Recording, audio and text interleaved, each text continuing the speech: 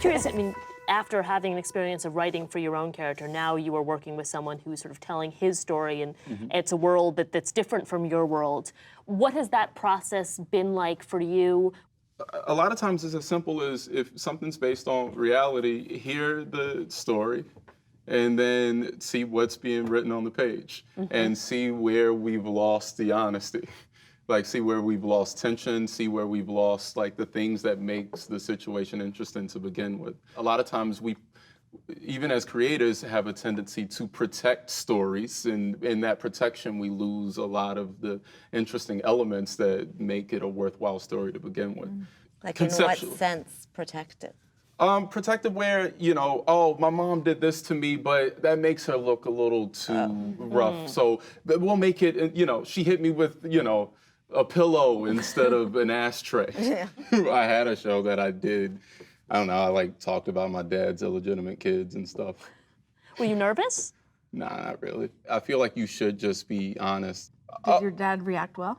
Oh, yeah, I mean, he reacted like a dad, you know, Which who means has what? illegitimate kids. I mean, you know, the suppressed violence that, you know, manifests itself through Cowboys games. That's You know, the deal. dads.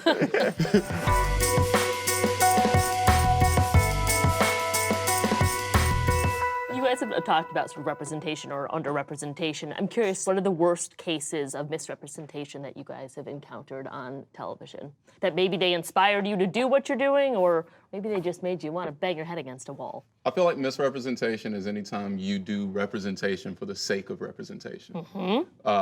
You know, if you just start putting the United Colors of Benetton in your show, it doesn't reflect real life a lot of times. Like we have this tendency to paint this utopia that just doesn't exist. In Los Angeles, if you drive by any school, like high school being let out, you know, you usually see the Asian kids with the Asian kids, the Latino kids with the, you know, Latin kids, and the black kids with the black kids, and everyone kind of sticks in groups. And look, while I would like for there to be a meshing of all these cultures, that doesn't necessarily happen, and it's not true to a lot of people's experiences. And so when I see it on television, it just feels forced and contrived most of the time. Yeah. It feels very cosmetic, and I would much rather, like, you know, I did a show with an all-black family, and there were all black people in the pilot, right? I'm doing a show with Nate Bargatze, and you know, it'll be a surprise to ABC. There should be all white people in the show. That's what it's in Tennessee, and that it makes sense to the show. Like Roseanne adding like the black kid, I'm like, what are you doing? Make another show about a black family, and Roseanne is that's not the existence. That's not the truth of her existence. Like, so anytime people lie for the sake of the trend, it bothers me.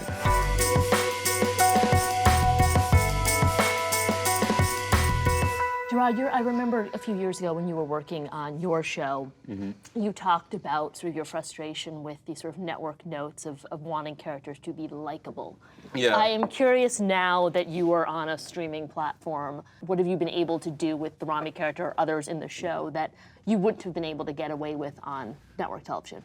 What I realized, it's not necessarily just network notes, it's also like within like writers' rooms. Like I love a lot of like the writers I work with. I don't like writers' rooms like at all. It's like terrible for comedy. Like in both film and television, like the Roundtable punch-ups like ruin movies. I've seen it happen like dozens of times.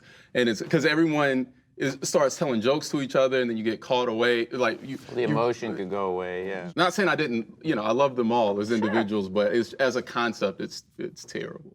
Is there any scenes, characters, things that were unexpected in the audience's response?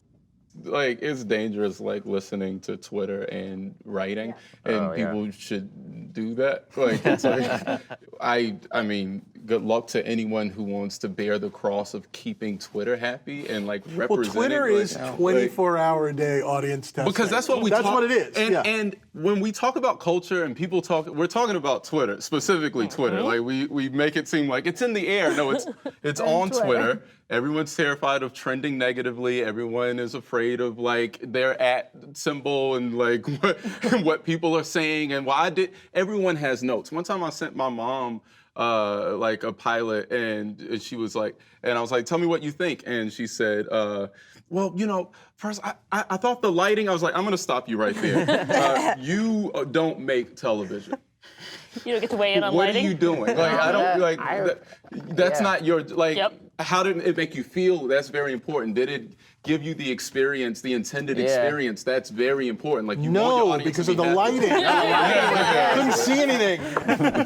Hi, I'm Tanya Saracho. Hi, I'm Alan Yang. I'm Allie Rushfield. Hi, I'm Bill Hader, and thanks for watching. Thanks for watching The Hollywood Reporter The Hollywood Reporter. The Hollywood Reporter Roundtables. Roundtable on YouTube. on YouTube. Hi, everyone on YouTube.